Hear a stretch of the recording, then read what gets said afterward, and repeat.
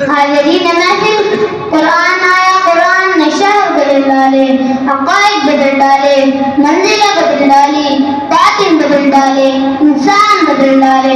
فاسق و فاجر زاہد و پارسا بن گئے، جو قطرہ تھا وہ دریا بن گیا، جو پیاسا تھا وہ ساقی بن گیا، جو جاہل تھا وہ عالم بن گیا۔